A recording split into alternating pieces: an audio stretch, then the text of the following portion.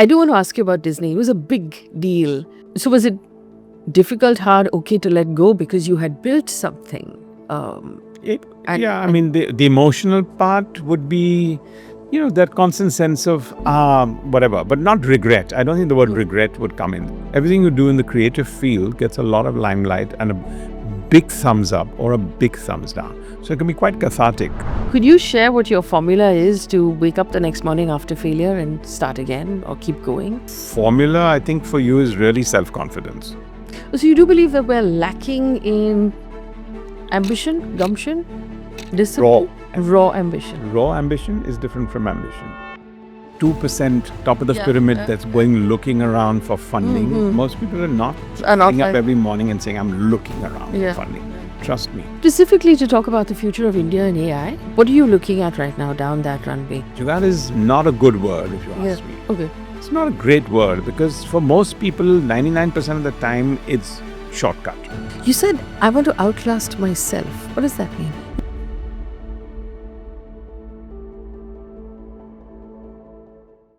Thank you so much for spending time with me today. It's a pleasure. Looking forward to finally be able to sit down with you. We had some trouble finding the date and the time and things like that, but I'm so glad we did this. You are currently, I think, for a lot of entrepreneurs and people who want to be entrepreneurs, a voice that, people trust because you've done so much. And you started off with cable television and then television and movies, and you've made some fantastic films. And then you were on Shark Tank, which is what people love most of all.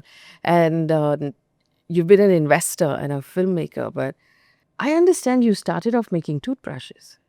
Tell me that journey. How did you decide that you wanted to make toothbrushes, and how did it go from making toothbrushes to making television shows? Yeah, no, I guess that those are early days. Firstly, I think it's very onerous when you say people want to trust your point of views because then you need to be a little bit more thoughtful. But I think I am generally thoughtful. So I think hopefully during ours discussion here, I'll keep that in mind.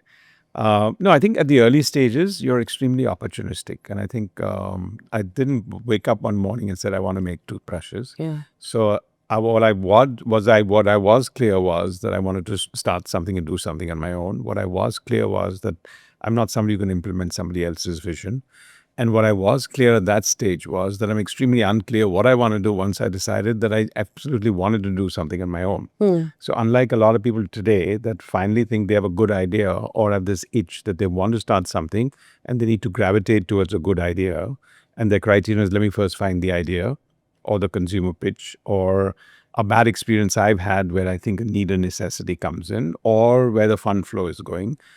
I think at the time at which one was looking at it was much more opportunistic. So I think the toothbrushes came about purely as a business opportunity where one was in any case looking at what do I want to do when I kind of want to build some businesses. See, the main point is when you come with zero capital and zero sense of entitlement and zero capital, and in an environment where there wasn't any capital, you have to start figuring out how you're going to actually do things without capital in every sense. So a contract manufacturing, which is what we started with at that particular point in time. So at that stage, there was a lot of things that were relegated to small-scale industries. And toothbrushes, for example, could not be made by the majors of Colgate and many others. It had to be done by a small-scale industry. So to me, when I read the segment of when I wanted to start, and I think, the heart and the soul today of Indian entrepreneurship is not what we're talking about. It's with the SMEs. It's with the small and the medium scale. So I think I feel very identifiable with that I still think today most people look at entrepreneurship with the Economic Times or the Business Standard headlines and who's raised funds and who's going IPO. But the real pulse is a small scale industry. And I think that's where I started. So having led the small scale industries at that stage manifesto that talked about which sectors were protected with the small scale industry, I said, well, I'm a small scale guy. I need to start a small scale business. And here's a small scale industry. So I think it happened that way. And then one figured out what does one need to do to set up a contract manufacturing for people who would be the output buyers for you. Today, a Foxconn would do it. Today, there are many others who do it, but at scale in a different manner. And you set up data centers for people who are doing that. So I think it's not different than what was 30 years back when I was looking at toothbrushes to what I would do today if I wanted to set up, a sort of a 12 square kilometer data center. So let me roll that back a little bit. You said almost that there was a bug in you. I said you wanted to start something of your own. You weren't going to go and get a job. Did you come from a family of entrepreneurs and business people? no. So explain that bug to me. Because I Highly know that. educated people versus me being undereducated. Okay. My brother was a PhD. And yeah, otherwise, everyone's successful professionals. And me at that stage was, oh, damn, it looks like you can't get a job. So now I think you're going to have to start something on your own. So for people who are watching, young people who are watching who like finishing college saying, I'd like to be an entrepreneur, but I don't know if that's for me, or should I get a job? Should I not get a job? What should I do? How do you know? It's a calling. You have to figure that out on your own. And I think, if you're romanticized about it, watch out. If you're doing it because 3 other people that you always have a drink with in the evening are looking at that, and therefore you don't want to feel left out, watch out for that. I think other than that, you have to go with your own calling. So you've done, you started off with television, then you did films, then you did very successfully edtech. Which of these businesses brought most value to you? Well, Monetarily and personally? I think in every sense of the word, at different parts of your journey, you have to figure out what moves you and what wants to do. So again, toothbrush was opportunistic. Media was serendipity. Right? I mean, I used to do front of camera hosting. I used to do theater as a hobby. So I think just that whole passion of me wanting to do something that was expression of creativity at the core is what guided my earlier days. So I think creativity was at the core in the early days. That leads to what I think I want to do for impact. So a lot of people think, media is frivolous, but actually it's not. It's a high impact sector. You're influencing people's minds, whether you're doing it from a news point of view or viewpoint point of view, but mostly from a storytelling point of view and creating characters. So I think as I spent the better part of 2 decades creating characters or greenlighting stories, it's a very onerous task where you look at impact. So I think at that stage, that created a lot of value systems, and I think shareholder value as we went forward. Right now, for example, what one is doing overall in the space of skilling, education, I think that's also evident. That's even more evident that it's high impact. And I think, sometimes you look at things from a for-profit lens, but I think I've been blessed enough from a very early stage to look at things with a little bit of not-for-profit lens also when we started our own foundation. So I think that balance has kept that really sharp balance, both for me and my wife, right through our careers as we were building the organization. When you started in television, was there a moment, and I know you said you did it because it creatively drove you, but was there a moment there when you reach a point you say, okay, now this actually seems like something. We have something here that is going to create legacy. We're going to build some value here. I would say there were more times when I felt not so than so. And let's be clear about that. For everyone here building teams or building any business, most of the times you're going to feel not so than so because, it's also a patience game in many parts of you.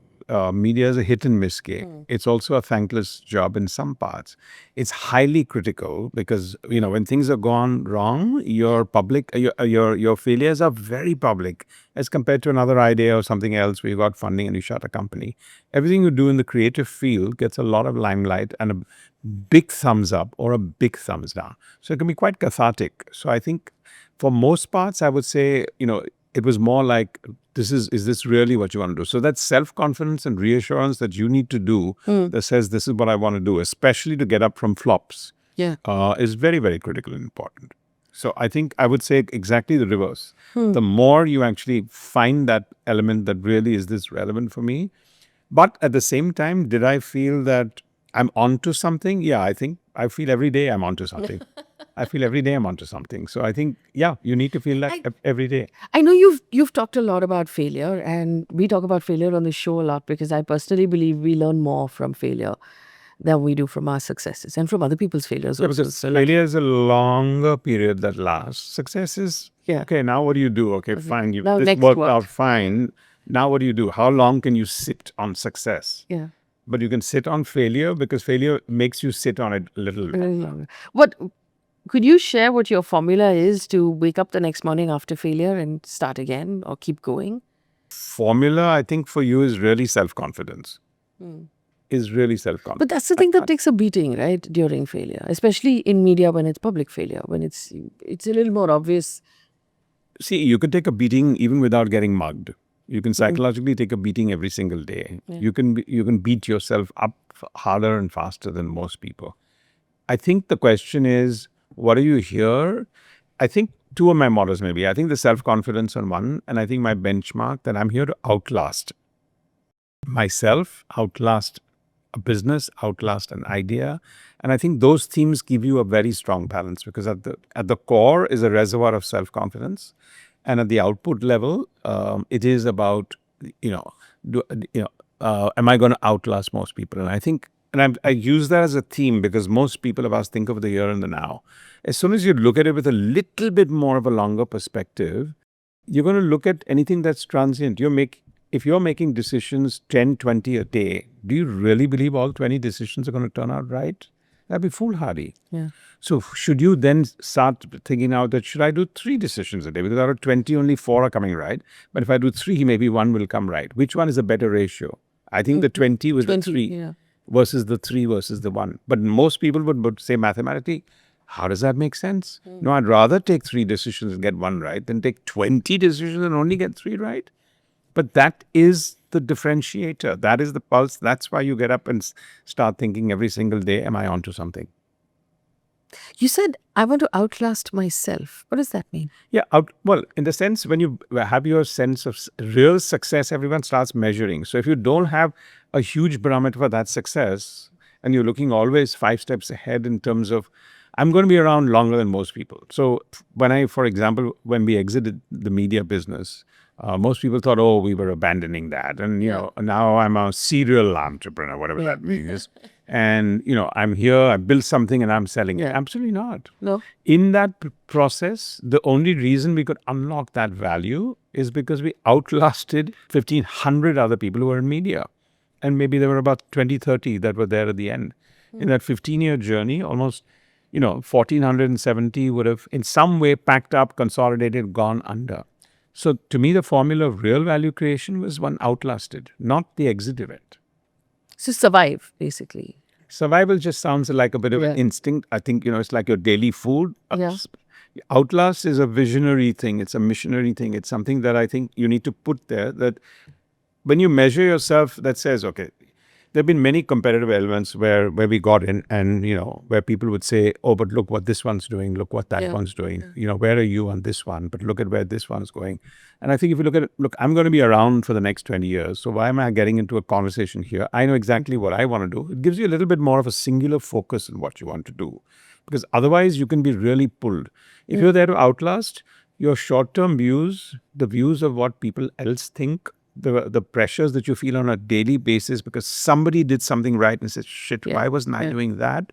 Will be incredible. Yes. And actually that'll weigh on your mind as a failure and a pull down because failure is not about something went wrong and somebody gave you a flop, right? The failure is also about missed opportunities. So a lot of us get pulled down because why didn't I think of that? Is a failure. Now that can either eat you up or you can be even more restless with yourself to see how am I not going to allow this to happen. Is that too evolved? No. That's perfect. I was thinking for a lot of times for entrepreneurs when either they're doing their round of fundraise or they're looking for those initial angels to not believe. the small scale guys, not the medium guys, not 95% of the people. We're living in that 2% top of the pyramid that's going looking around for funding. Most people are not getting up every morning and saying, I'm looking around for funding.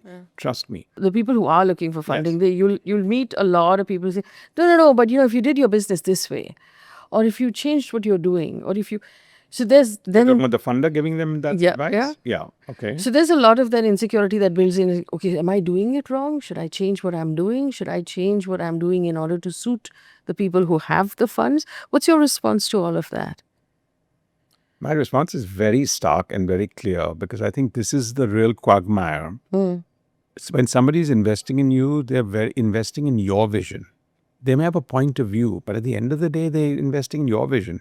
They're going to spend that 3 hours with you a month or 2 hours with you a month, but most of the other time, they're going to leave it to you. That's what they put in money for.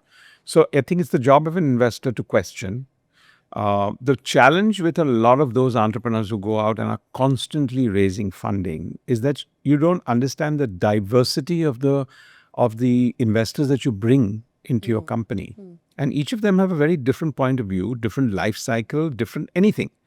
Each of them will have their past experiences. So each of them will say, no, but when I did this investment, this didn't go wrong. Now you got this reservoir, but there's some crocodiles in that reservoir also in that context. And I don't mean sharks, I mean crocodiles. And the sense is now suddenly you have to be a very mature entrepreneur to be able to handle, in my opinion, more than one or two investors.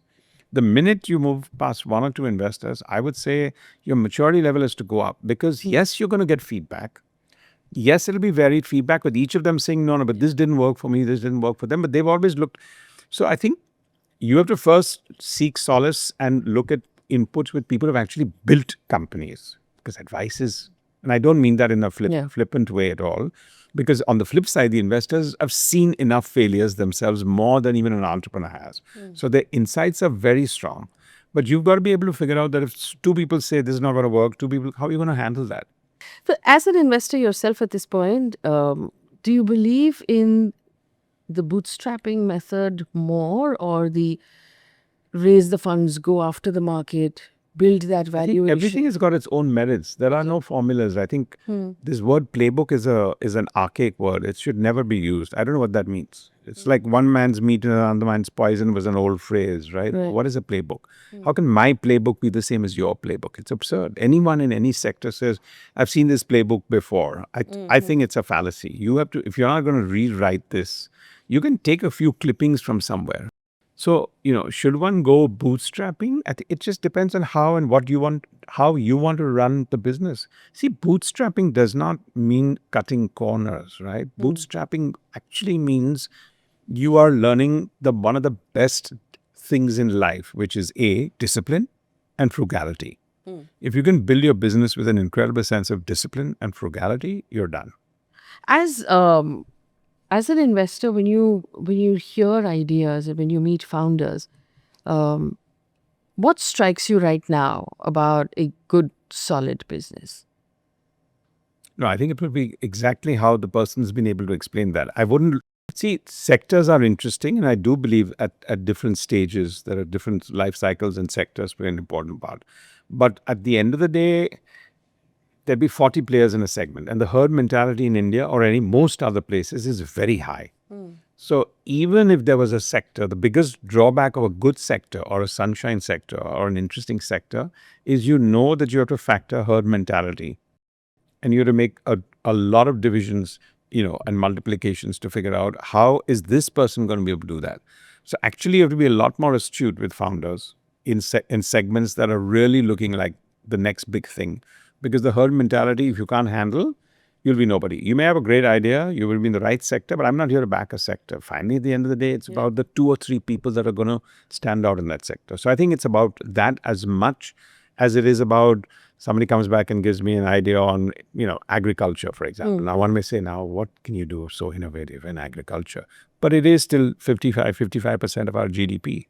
So if somebody can come up with elements in agriculture, even though the next big thing is deep tech and AI and solar and XYZ, I would look at it, because I would look at exactly what this person wants to build over a period of the next 4 to 5 years, why that would be disruptive, at scale, how would this get monetized, and how impactful it would also be.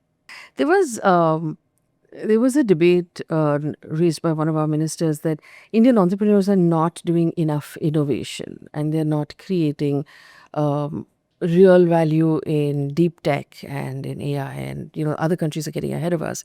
The response to that, largely on a LinkedIn type of space, was, you've not created the environment for us to actually innovate. I want to understand where you stand, because I know that you're doing a lot of work in that space right now. Do we have an environment to actually create our AI capacities, our applications, our data centers? Israel's been in war for almost 100 years. Right. But they create the best entrepreneurs in many ways, if you ask me. And I'm not a fan both ways. And I'm not here to talk about, I'm not a pro or a con as far as what goes on in the Middle East right now. But all I would just say to you is, you create your own environment. Can you imagine somewhere where for 2 years you have to enlist in the army, when you never know when you're going to be called? Imagine having an entrepreneurial ecosystem that is thinking of innovation. So I think it's a cop-out if we think that any government is to create an environment of that. That we don't need to create an environment for innovation. There's no license you need for innovation. You can go out and do it what you want to do. This is such a myriad, diverse market here where if you really punch hard on something, you'll get somewhere. 20, 30 years back, somebody decided to make a fire extinguisher and, and the campaign caught on and suddenly. So I think today for innovation, you don't need an environment. I think it's a complete cop-out. That's why I gave you that example. That take a small country where actually that's constantly at some stage of conflict, where you feel political uncertainties at the helm. I'll never know whatever else. 2 years I have to get to the army. Where am I going to start becoming an entrepreneur?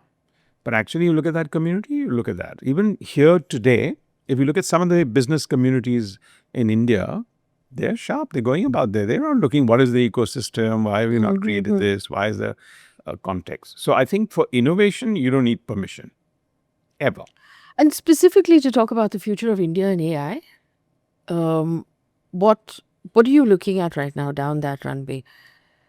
So, I think we're still at product development stage. And I think I only just wonder that the more hype we create on this, the more expectancy comes in, then everyone wants to do everything in the arena. But just to go back to this whole context of AI and innovation that we were talking about. But there's enough happening in space. There's enough happening in deep tech here. Now, we don't necessarily talk about that because not much capital is going there. It's so much more fun to talk about quick commerce or 10-minute delivery or the way you can hail a cab or e-commerce. Now, just those are some of the ones that have just come about and become a certain sense of buzzword. So sometimes the media leads those stories and takes it in a particular manner. But there's a lot of innovation happening. I think there's a lot of innovation happening even at the small and medium scale business. There's a lot of innovation happening in the pharma sector. But today, when you talk about space, India will come in the top 5 countries where anyone talks about it. Why? Not by accident. It's not just ISRO, but it's everything else also. It's what the private sector may also be doing as we go forward.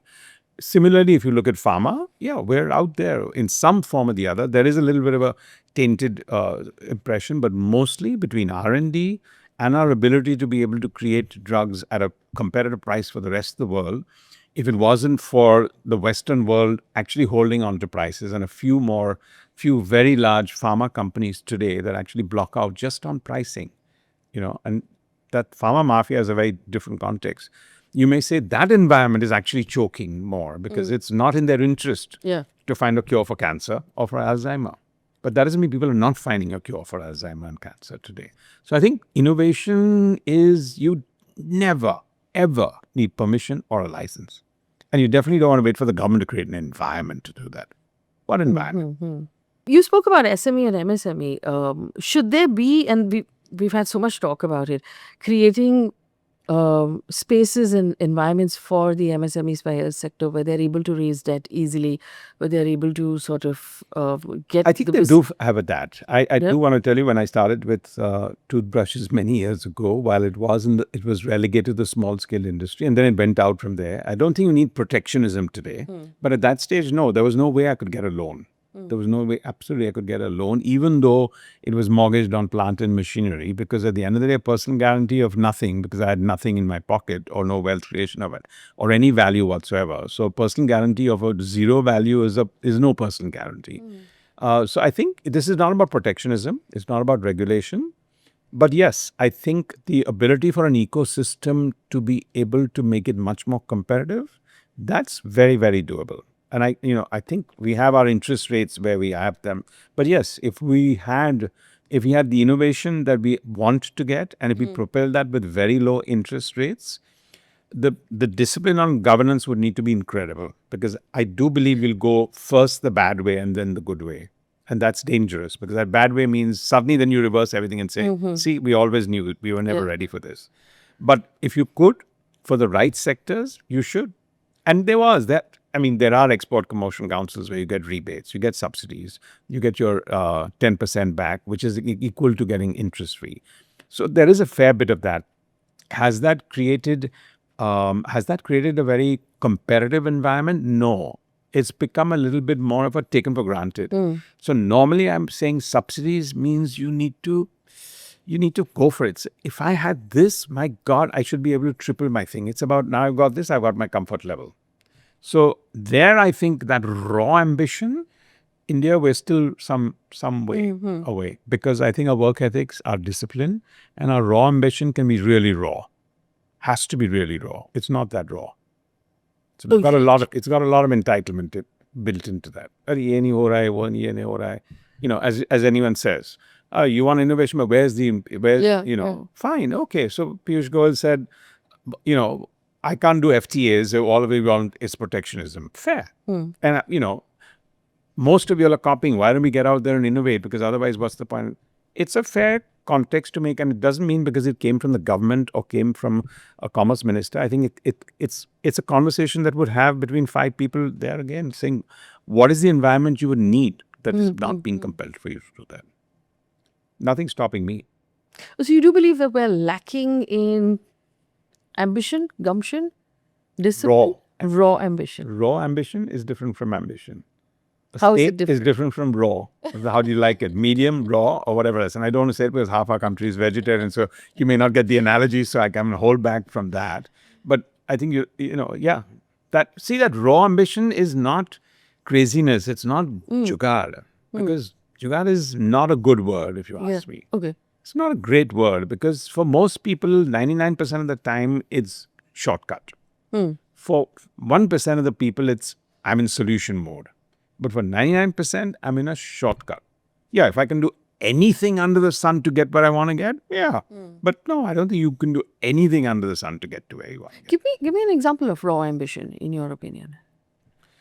An example? Yeah, I mean, what do you mean by raw ambition? How is that? The people who are building incredible companies, there are people who are actually getting out there. It's like, why are you at it on a daily basis? You need that. But you also need the work discipline that goes with it. And I'm not talking about a 17-hour day, don't get me wrong. Yeah. Just that element of work discipline and ethics, and a lower sense of entitlement that I think will make you just say every day is day one.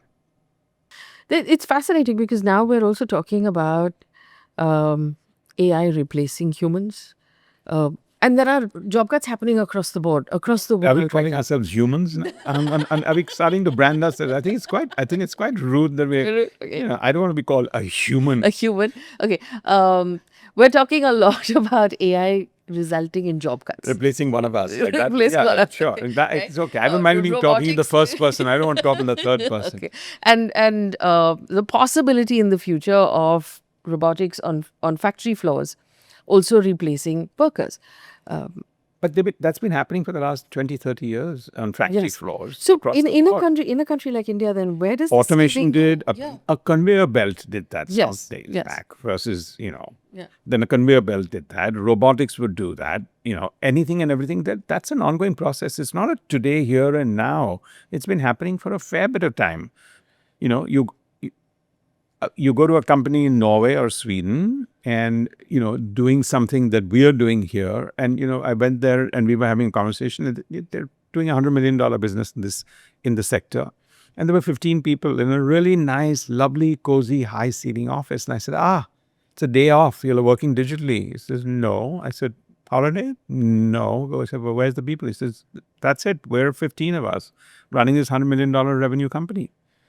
So this displacement context comes from where? Because if you haven't thought about it that way, nobody's going to displace those 15 people. Now, that doesn't mean everyone needs to be at that size. Don't get me wrong. But I'm just saying that's going to be a context that is there to stay. It's like, again, the entitlement that I need my job and I'm going to get displaced. Why would you get displaced? True. But for a country like India, which has the kind of, the kind of... Yes, we're blessed with 1.4 billion. Yes. And a little bit, it's also a curse. Yes. Yes. And when we're talking about skilling right now, if the environment is changing so quickly, where does the skilling go then? Where do we take these people? How do you employ them? And yes, where do they go? But I think the opportunity is here. And but without self-employment opportunities that are to be created, like where we're working with our Swadesh Foundation, the Yes. not-for-profit. Again, 5 years back when we were training masons and carpentry, and everyone said, I'll do the skilling and I need to get a job. Then they would come back with a precondition, but साहब यहाँ से 20 kilometre दूर हम नहीं जाएंगे. So then he's making a precondition to me that no, but I'm not familiar. Delhi में आपने job दिलवा दिया. That's not okay with me.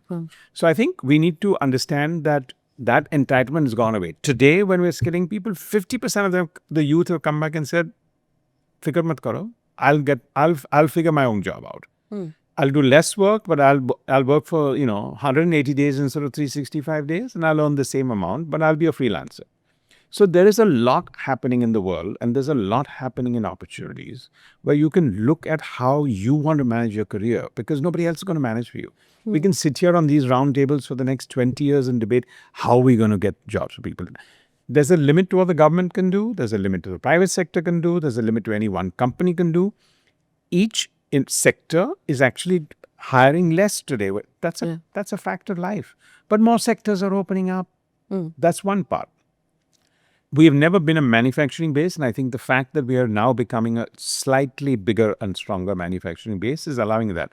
But the level of training that's going to those people, 5 years from now, if that had to go and those people go out, if they have 20% attrition every year, that people when they're looking at global standard manufacturing, either an automobile or an iPhone or in electronics or later on data centers, in 5 years, those people, they'll have a much better base camp for what they want to do. As compared to today, there's a delivery person. He comes home. Yes. So I'm having a conversation with him downstairs when I was going for my walk, and and he's saying whatever, but he's earning 1,20,000, 1,40,000 rupees a year, right? Or in that zone. But he wouldn't have been able to do it before. But if he's now not thinking that, wow, I am blessed to have got this job in the first place, but what am I going to do with it? Then we have a problem. So we've got to get to the DNA of that. And my conversation with some of the delivery boys are, this is your today's job, but what are you doing for the next 3 years? Because if you don't want to do this, then what are you going to do? Who's going to offer you a job? Why do you think you need to do that? What are you doing every single day?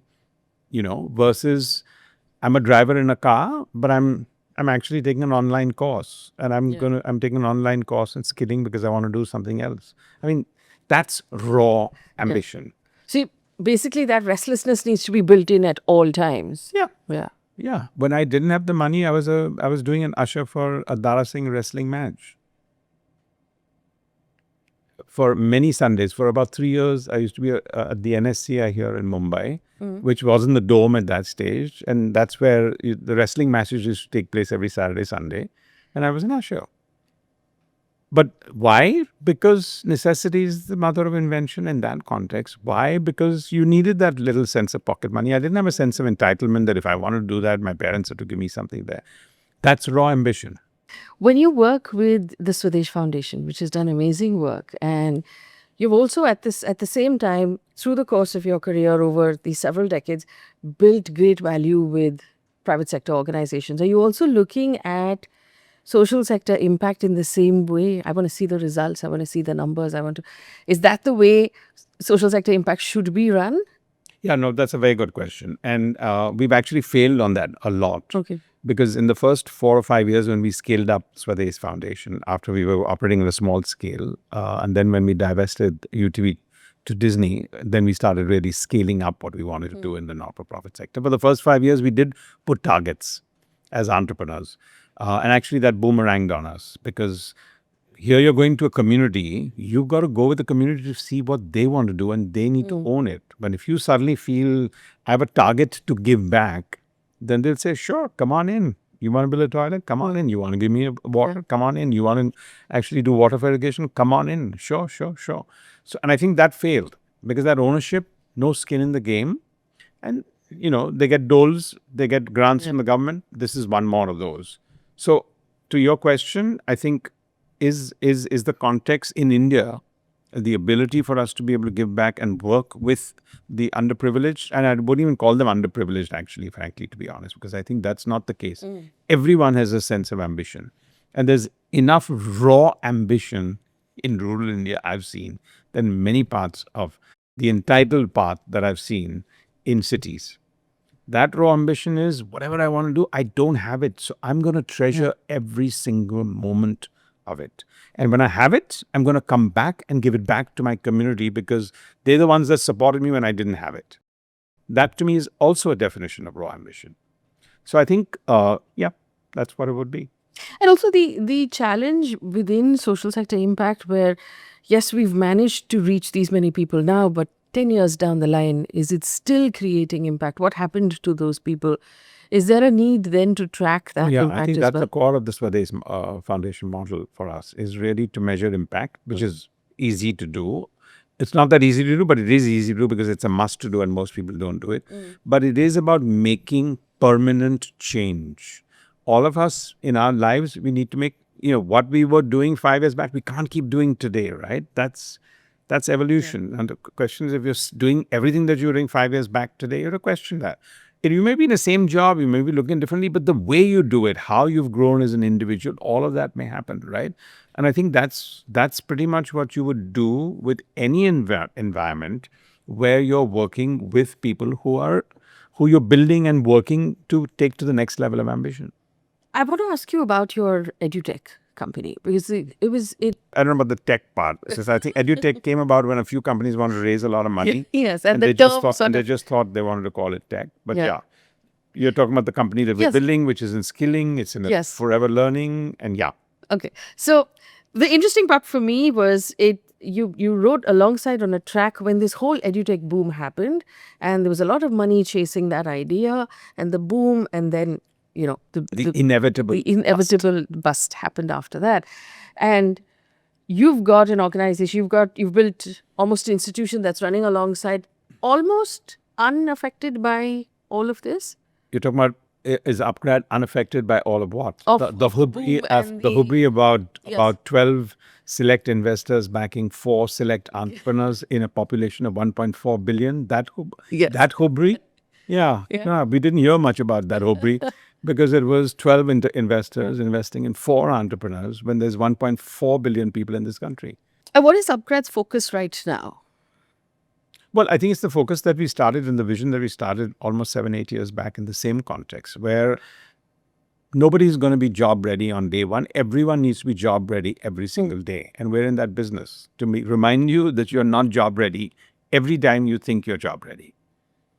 So basically, even if you've finished your graduation and your post-graduation, you've got the job, you still constantly Even need if to you've skill. finished a great meeting and got a promotion, you have to do that. You have to even if constantly you skill. even if you're earning 20 lakhs, 40 lakhs or 60 lakhs, you have to do that. Even if you think you've got a corner office, though I think the corner office myth has gone away, you need to do that. Even if everything. There's another interesting sort of debate that's now kicking up about young people saying, do I really need the MBA? Has that sort of at 21, 22, when I graduate from university with either an engineering degree or a bachelor's of commerce, a BCom, the route maybe 20 years ago was to do an MBA. Would you advise that route anymore? Does it still make sense? So I don't want to get the mess that Nikhil Kamath got into because I think he meant it in the absolutely right nonchalant spirit and the way he communicates and talks. So I completely have full respect for that. But let me just I'm not the best person to talk about that because when I wanted to be an entrepreneur, the only advice at that stage, rightly so, that my parents, my father said is, look, okay, fine. If you finally want to be an entrepreneur, why don't you just do your MBA or your chartered accountancy and then decide whether you want to be an entrepreneur? Because at least you'll have a bank. You'll have something to fall back on. And if I'd done that, I wouldn't be an entrepreneur because I would have gone with plan B. I would have failed, which I did fail every year for many, many things. And I would have gone back and said, no, this is not for me. So the fact that I didn't have that. So I think for each one, again, you have to figure out, are you doing this because it's just part of a process? Partly because your family has done that, partly because your own parents have done that, and therefore you need to do that. It's a chest thumping moment. It's FOMO from your school crowd. It's actually going to be an important part of your CV. You actually feel you don't know how to think about marketing, Excel sheeting, and you need an MBA. And an MBA is a placeholder. You can have a specialized one. Why do we keep putting MBA as the only benchmark? Right. Because as a doctor, you can't be a doctor unless you have an MMBS or an MD. And you can't be a finance chartered accountant unless you do your CA. Yeah. MBA has this soft feel about it, right? I mean, you can be successful without an MBA, but you can't be successful as a doctor without being an MD. So that's why if you look at just the MBA context, that's why it's personal. If you believe you want that, then you should go ahead and do it. Will you have to unlearn at least 50 to 60% of everything you learned there? Absolutely. But that doesn't mean that it was a waste of time. Unlearning does not mean a zeroing. I think people look at unlearning saying, oh, I wasted 2 years because I need to unlearn. No. A lot of unlearning is the process of actually, it's like any other manufacturing process. You take a pineapple and you pulp it out and you get a certain situation. You can't say that I don't need the pineapple because all I needed was the pulp. So sometimes you need to go through the process to learn, to unlearn. And that's a growing up process. So I would say there is no one size fits all. If that's what you want to do, do it. But do it for the right reason. And I think today more and more people are saying, I'll be in work experience for 4 to 5 years and then I'll do it. But then you have context. In the beginning, people didn't have context. So you can do that with context. I think the third thing on MBA is because it's a broad label, you can do an MBA in data analytics, you can do an MBA in anything today from that point of view. So that whole cliched context is there. So it gives you a lot of diversity for what you want to do that for. And look, the optionality is actually if and it's not a plug for me and upgrad, the best way you should do it is online because you should continue with imagine doing your MBA online, finishing that one chapter, getting a lot of peer input. We have a class of 600 people. We get peer inputs from so many people. And Monday morning, you get into your office and you're in a meeting and you can actually start inputting what you learned. You won't get that from doing an offline MBA. So I'm just saying the MBA cliched context here is just this one flaunting horse, flogging horse, so to speak, which people look at versus other degrees where you just need it as a minimum qualification. The other sort of admired, celebrated portion of being an entrepreneur is the exit, the big exit that entrepreneurs tend to get. Admired by who? By the people who then look at the money and say, "Wow, that's a good amount of money for you to walk away with." I'm entitled to ask the question to your question on that. But admired by who? By the general public. It's oh look, this person sold their company for 300 crore rupees. 300 crore rupees is much to be an achievement. It's an achievement. And you've had a series of exits as well. There was the Bloomberg exit, the Disney exit. I do want to ask you about Disney. It was a big deal. Back then in the media space. We were all in the media space, all looking at it saying, wow, that's massive. Can you tell us how that deal came about after all of those years of building that organization? Yeah, I mean, I think the first way is one was around for the longest time and out there to outlast, and one did. The second one was, I think I've been fortunate enough to have a little bit more of a broader global perspective. And I think my entrepreneurial hat with my creative hat versus being completely obsessed only with creativity gave me the sense of scale that allowed you to look at models that worked around the world. And I think we were blessed to first partner with Murdoch and News Corp, then later with Bloomberg, and then with Disney.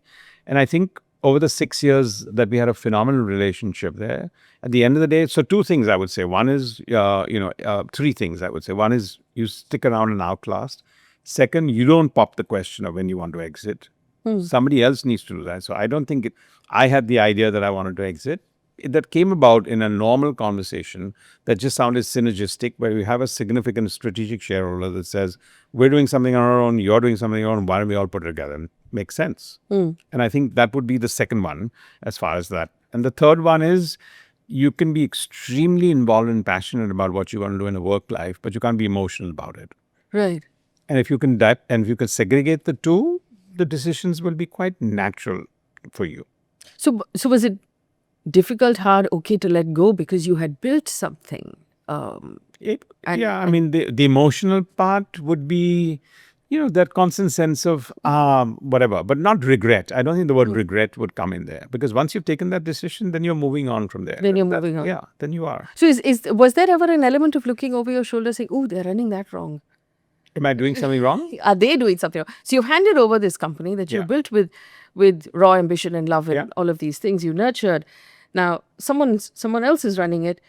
Did you look over your shoulder saying, I wish they were doing that differently? Oh, that was a mistake. They shouldn't be doing that? No. No, No. you just walk Once away. you move on, then that's the element of that. See, but just to clarify that, no, the idea is not for you after you've done that. You should. It's like you got an apartment, you sell the apartment. Imagine hovering around every night, taking an ice cream and hovering around and say, what are they doing to this place? Doesn't sound right. You sold the apartment. Now move on with life, right? You think it's a bad example? No, that was your home for 20 years. Yes. You sold it to somebody else. Would you go every time with an ice cream, sit below that and say, what are they doing to my home? You wouldn't. It's great. I lived here for 20 years, great memories. Now somebody else is living here, great memories for them. That's how you should look at it. And that's really when you exit. But I think sometimes in the people who come in there, it's not about whether they did it right or wrong. Their agendas change. And M&As require the pursuit of the original vision to quite an extent. If that goes away, then it can be sidetracked. You built a lot of a lot of that structure with your wife. You all were co-creators. Is that the correct term? Yeah. Was there ever a project which you stood at opposite ends, and it really tested your ability to work together as partners and as husband and wife? Yeah, well, firstly, just to clarify that entire journey, I don't think we were married before. So our creative journeys started in theater as a hobby, for example. Okay. That's how we met. But life changed in a different way. And I think much later on, we got married. So I think the creative was first established, the relationship was second established. I think in the media part, the context of fiction or anything else was much less, because actually we kind of divided by broadcasting was something she would be looking at more, and I was looking at everything else from a corporate point of view, the film studio and everything else. So I think we got our paths quite clear. Third, I think both of us were very clear that this is not our company. The day you have one more investor, it's no longer your company. Then you are the roles that you're playing. And I would say to her credit, at that stage, even when she was a creative director in the broadcasting business, we had a great chief executive officer who came in, and she was reporting into that chief executive officer. Now, one would say, how is a founder going to do that? And I think that's how you build long-term value into organizations, and you look at it that way. As much as I felt, at some stage, I may have owned 100% of the company. By the time I sold to Disney, we had about 24, 25%.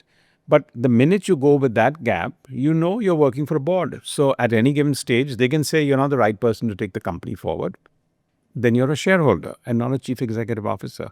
And many of us mix up ownership with this context that, I own it all. The story of Hungama. This was Serena's idea. She wanted to create a channel that didn't exist at that point, and a lot of people didn't see value in the idea. Tell us how Hungama was built and how you built it as a business. It actually was that we were looking at having what I would call an amalgamated company or and in that context, broadcasting as a channel was something that we wanted to get through. So the kids segment was something that was pretty open. In a sense, it wasn't open because you had Nickelodeon and you had CNN, Cartoon Network, and then you had Disney. So actually, it should have been a closed case. But we actually felt from a local perspective, that would be the case. So I think when she came in here, she had done 1 or 2 kids shows for some of the other broadcasters. So that was some knowledge that says these work much better than what the entire kids channels work. And when we were looking at brainstorming that, it was a target group that we felt was underexploited. That was one. I think, for the first 3 or 4 or 5 months, we were doing what most entrepreneurs do, try and copy. And then we realized it never works, shouldn't work, get out of it. And that's when I think she took a trip to Japan and negotiated to bring Doraemon and Shin-chan to India, which even till today, I've got enough, at least she has and I have enough mothers that says, this is your fault. Yeah, absolutely our fault that my kids are glued up to Shin-chan and Doraemon. And that was a good turning point, along with 1 or 2 shows. And I think that's what it takes. Most people think it takes some huge strategy. It takes 3, 4 really savvy steps to turn things around. When you started making films as a film producer, you were actually at that point fairly corporate in an industry that was not so corporate. And most producers were part of film families. They were part of that network. You were a complete outsider, if I'm not mistaken. Yeah, so I was an outsider, not corporate. But corporate, but the outsider, yes. Yeah. And so therefore, I couldn't have this fluffy kind of conversation. It wasn't one of those, let's do things together. I'm on. Yeah, I wasn't in that group that woke up and, had a drink in the evening, said, you're doing this, I'm on. Whatever happens, I'm on. Whatever the creative idea, I'm on. So I was the outsider. And what was that like in the beginning to. I don't know what the other part was like. So I think I've never felt the other part, and I've never really experienced the other part. So I can't really say what it was like. It was the only way I could see us being able to do anything in this sector. Because when you're an outsider, it's very difficult to figure out what it is to live in that home, in that context. But all I would say is what it was like is that it pushes you to incredible boundaries. Because you have to, if you can't beat them, join them doesn't apply to you. So most of the cases where you feel, if I can't beat him, join him, no. In fact, that was the first thing to me that I can't do what everyone else here is doing in any case. So for me to be one more person to do that is out of the question. It's a bad strategy. So once you put that as your benchmark and then you're the outsider, then you think of it in a very different manner. And I think therefore in our early days, first 5 films were complete, absolute disasters and flops. And 99% of the people who ever enter this sector would have exited that. So it took a lot of resilience and self-confidence to say, I don't have a choice. It's a little bit like if I'd done my MBA, the chances are I may not have been an entrepreneur. But you did have a choice. You had your TV business. No. And there were people who said, but you're TV guys. Why don't you just stick to TV? That's the conviction of raw ambition that you need. Unless you think this was not for you. And you're right. Okay. Sometimes you need to pull the plug and walk away also.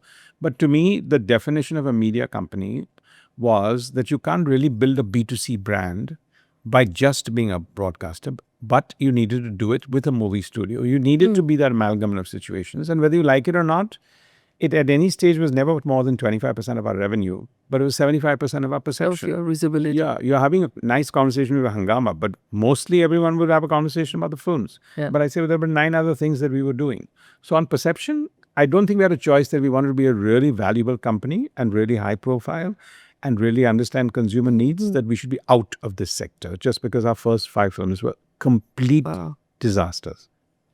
I find that astounding. I think that's amazing. But let me, for our audience, it's actually so young that you don't know. Swadesh, Rang De Basanti, Jodha Akbar, Barfi, Chennai Express, Sky is Pink, Fizza, Lakshya, Namesake, iconic films. Yeah. But so was Amir, and so was A Wednesday, and so was Kosla Ka Kosla. There were tons of others. Yeah. Pansin Tomar and many others. Oh my God, that had a very different impact on different people. Yes.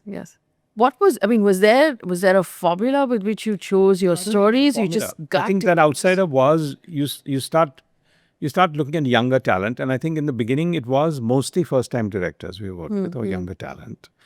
But it's also, when you don't know, then you find your own axis, and then stories have to appeal to you in a slightly more different manner. You need to be a lot more gutsy about what you're backing, but enough where we were in media, in broadcasting, and many other sectors for us to understand what consumers and audiences were looking for.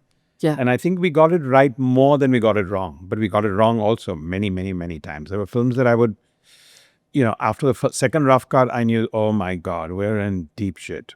And I would say we're one of the only studios out of the 84 movies that we made in UTV before I moved out, where 3 never got released. Oh, you just cut it and you said, yes, it's not going anywhere. Just buried it, which is not an easy thing, because to bury a creative process is not an easy task. And it's not the most. I was not proud about it. And, you have to talk with creative talent who've given a lot of their time and effort. It's not just money. But, that's it. So you've come back now with RSVP. You made Uri, you made Mismatched. Is that because not with the Sam Bahadur? We did a lot of interesting. Is that because fundamentally in your heart you're a storyteller and you can't turn it off? Yeah, no. Fundamentally, I missed that, and I think after the non-compete of 5 years went away, and a few years later, but I knew that this time as a passion it was much more fun, because as a passion you can say no much more often than you can say yes. Right. Versus a business where every business has to be a logical decision. But in a passion, it can be an emotional decision. You want to play golf? If you don't get up on Saturday morning, you don't have to play golf. Yeah. Not that I play golf at all, but yeah. The idea of television, and you did news, you did entertainment, you did films on television. Has linear television the way we knew it? Is it done? Is it over? In a country like India, it's still working, right? Because you still have that 300, 400 million middle of the pyramid that is still watching it. Okay. It's But are they going to eventually, is everyone eventually going to migrate? So I think the word television today still says a thing of something that's fixed on your wall. Yeah. So I think you need to move from that. So will even rural India watch it on a different kind of a screen? Yeah. Yes. Will the storytelling and the source be one which is from an OTT platform or somebody where you can do binge watching versus a broadcast channel or airwave? I don't think that's extinct. So if you look at that model in that context, the screen is going to evolve. There's no question about that part. And the consumption pattern may be more singular versus family. And the subscription model versus the where you get it and which signal you get it from is going to evolve. But storytelling at the core will remain as a good attraction for everybody for a long, long period of time. But the thing And then, that is and then fixed- with that comes with the economics of it, Yes. right? Because the economics is the more the screen reduces, the less the advertising appeal to some extent. Now, other than this mania that we have, when the whole world has moved on from cricket, we have this mania that, and it's great, but it's a sport. But unfortunately for us, we're not a sporting nation because we're so obsessed with cricket. Yeah. I wish it's fantastic to be obsessed with cricket, but that's why we're not a sporting nation. That we're so obsessed with one sport, and everyone's moved on from that. And I think from that perspective here, that's a reflection. So I'm saying other than, sport where you would consume ads and or you would do that, not in commensurate with the media rights you pay for it, but that's a different context altogether. I think that's moved, but it's evolved in this particular manner. The differentiation is now you can segregate much more. Because otherwise linear by nature means what it means, right? Everyone has to, whether you have that preference or not, the only thing you have is an off and on button. But you can't move to something else because it's linear. But now everything is non-linear. Yeah. So everything is moved, screen sign has changed, and it's non-linear. So right now, as an investor, as a business person, what do you find exciting about India? I think firstly, the opportunity here, and I know it's a cliche thing because everyone thinks there's an opportunity. I think that spotting raw ambition for me is a lot of fun. Okay. I think I have this high level of raw ambition. And now I can enjoy because I don't have a fund. I'm just doing it for my personal resources. And therefore, the ability, to really be as selective as one want to be and back raw ambition is fun for me. So that's maybe one criterion. And yeah, where I think is the next frontier or bastions of what could be in a place and the entrepreneur will be able to outlast most people is very, very important. So because in a sector, all of these sectors are going to have herd mentality. Can this person outlast in that context? And is he have the raw ambition or she had the raw ambition? And I think that's the combination. And after that, I still know that I'll get 6 wrong and 4 right. Even after all that. A lot of people come to me and say, I want to be an angel investor. Do you have any advice? I said, yeah. Are you first ready to lose a lot of money before the fact that you may make a little bit of money? Because if you're not, don't do it. And what is a little bit of money in, compounded annual growth rate at this point compared to the stock market that's doing about 12-15% in a mutual fund annualized? Yeah. So someone who comes in saying, okay, I want to be an angel investor and I'm going to look through the startups. But I want to be an angel investor for a different reason. Sometimes you want to be part of an ecosystem. An angel investor is not because your wealth manager sits at 9 a.m. and gives you a 12% proposal. And then, private equity or stock market broker will give you a 16% IRR proposal. And now you think you can grow a 20. So I think when you want to be an angel investor, if that's the only thing you're going to do, watch out. Okay. Because that could be, it depends if it's your hard-earned living. But if it's a pool of what you want to do, that's perfectly fine. But I think that, firstly, I don't think only is something that I would recommend for that. And you're doing it for different reasons. You want to be involved in an ecosystem. You want to back it. There's a sense of great personal satisfaction. There is no satisfaction in owning mutual funds. That's not true. That's not true? What is the satisfaction? I kind of like it. Yeah, what do you like about it? So, and I think it's a great way because frankly you are, no. So let me be clear about that, lest I get any backlash as far as that is concerned. As an instrument is phenomenal because it's giving you an organized, value-added process. But is it fun is what I was trying to explain to you. Not that is it intelligent. Is it the smart thing to do? Absolutely. Yeah. Is it fun? You enjoy it? I kind of do. You just enjoy the ring of the, hey, this went up. I started when I was 24 with 500 rupees, Right. and then just it grew with me, and so this is maybe more a sense of pride than a sense of fun. Yes, what yes, that I has agree been with you. built. Yes, Because yes. fun is, a very different definition. And also, by the way, fun means you have to participate in it. Yes, you have to participate in the decision making and the risk and stuff like that. That's true. You've actually again over several decades been an entrepreneur yourself and watched very closely as other entrepreneurs were growing. Do you find there is a change in ambition, structure, attitude of Gen Z entrepreneurs, because they tend to be a very different generation? They're wired differently. Than the rest of us. They're wired differently. But I don't think this is one with that raw ambition disproportionate to previous generations. I think each one has their pros and cons in what we want to do. But they're wired differently. The energy level is different. It's a lot. You're seeing a sense of velocity and pace to which things happen. And therefore you feel it's a lot more live. Okay. And therefore you feel, because they're wired differently and there's a lot of velocity and pace and everything's changing around, this can't be the same as what it was. Yes. But was there the same sense of raw ambition for those with even bigger hurdles to cross at that stage that forced you to be a lot more frugal and more guaranteed to outlast people? I think that was a little bit before. There will be a few people, but I worry about whether everyone here will outlast each other. Yeah. So I feel like not outlive each other. I just want to clarify, because everyone thinks outlast sounds like outlive. It's not about outliving. Is there innovation that you find very interesting coming from tier 2, tier 3 rural India? Yes.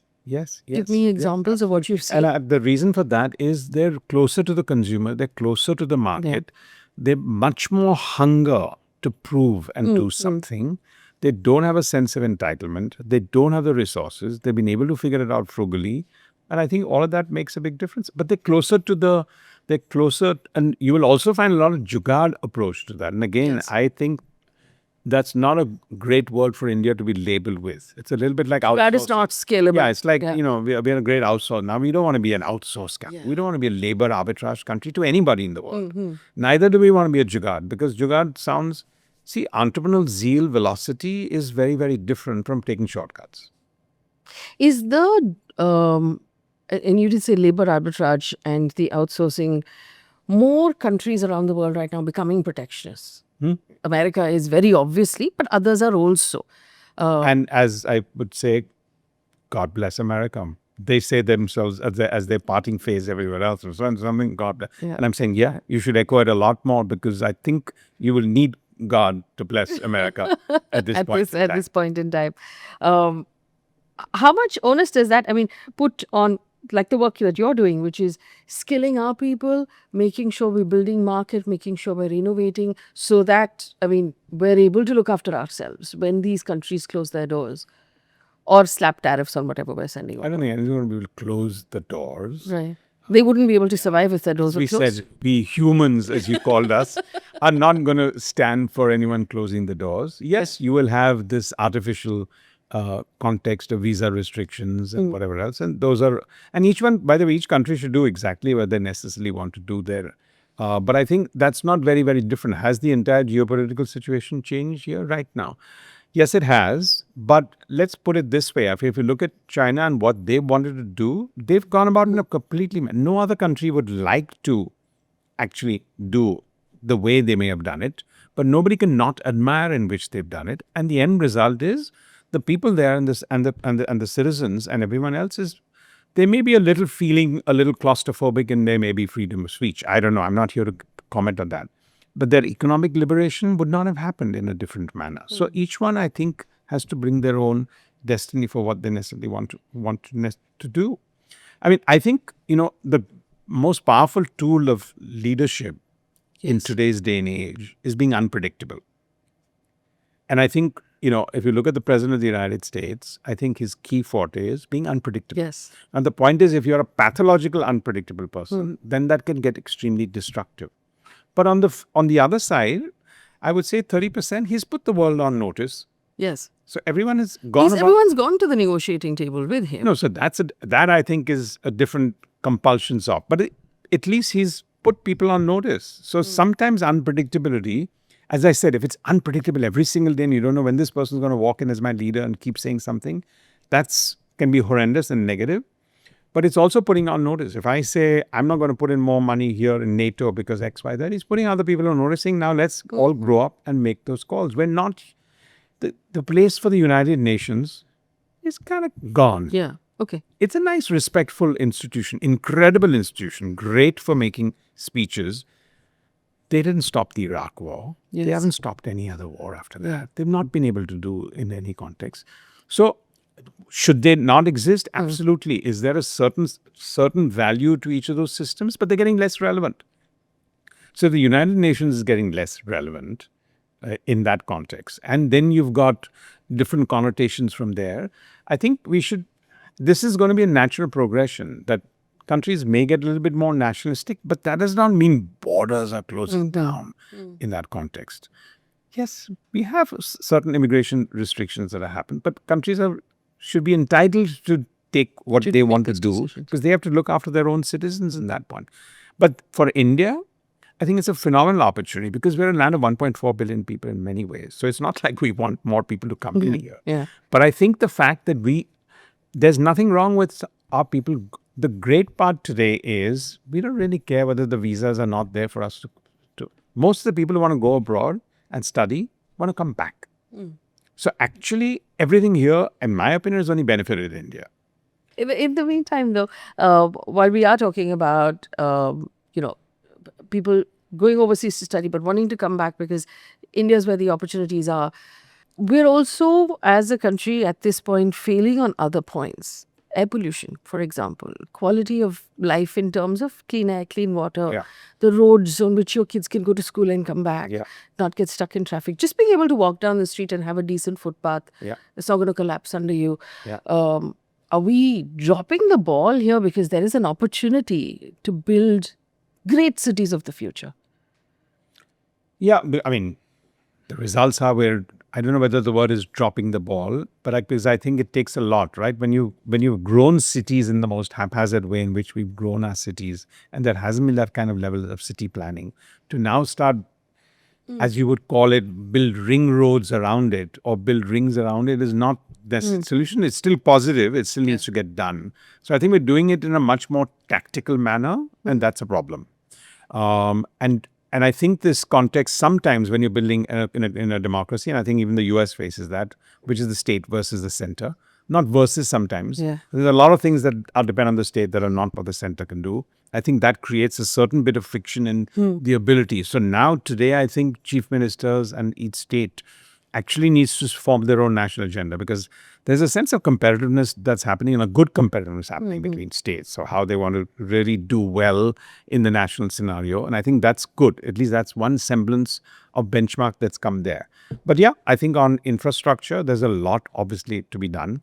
But at the same time, if you look at some of our airports, they're world class. Some of our ports, we can take more container ships than Singapore and Amsterdam, which is supposed to be the two epicenters for anything else in terms of shipping. So we're building great, large infrastructure, the highways, the ports, the airports. But data centers, a refinery. If you go to Jamnagar, I mean, Jamnagar is not a place where I would go and think, where you don't need a buggy ride to go through a refinery. You have to take a car. It's, that level of scale. So we've seen a lot of those examples also happen. Would you say also, now I'm going to refrain from calling us humans because Well, are we doing enough? Are we doing enough on the front of climate change Yeah, globally? that I think is a globally. Show. It's a shit show. Okay. It's a shit show globally. I agree. Yeah. And I think we just got reversed because of this unpredictable leader, which Hollywood movies keep calling the leader of the free world. I don't know where that line comes from. I feel very irritated. I hear that. I mean, I'm part of the free world and he's not my leader. Not my leader. Yeah. So what the hell are you talking about? And why do I have to keep listening to Hollywood lines like that? And that's where the ego gets to a certain level. But yeah, it's a shit show, I think. And because now we're drilling in the Arctic Circle and we're... Yeah, that is a big toll that this nationalistic agenda of many countries will look at and do, because you're going to move to protect, then you're going to get into the tariff world, then you're going to all spend more on defense because there are wars going on around the world, and you've got the one that you fault was your ally, thinking, I'm not going to be ally unless you pay me Yes, a tariff or yes. you pay me a fee. So the whole trading context has made defense budgets go through the roof. So defense is taking precedence over climate change. And you can't argue with people because everyone's feeling insecure versus whether I'll be able to breathe better or will I be alive kind of context. So everything is a little bit more life-threatening than what it was.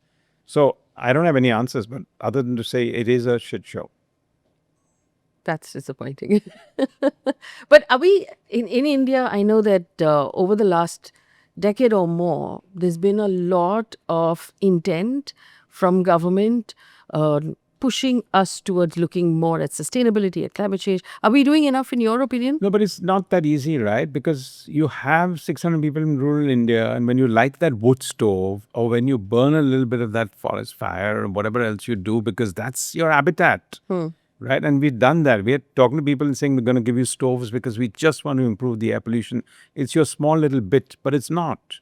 And how we dispose of with garbage in the entire country, and what we do there between burn versus this versus the ocean, those are big problems to solve there. So whatever you do is not even a drop in the ocean. These ones is where I think. I mean, look, we're sitting here in this room. Mumbai yesterday, great. You could see all the ships in the oceans way far away. This morning, Nothing. couldn't see a damn thing. Yeah. Overnight.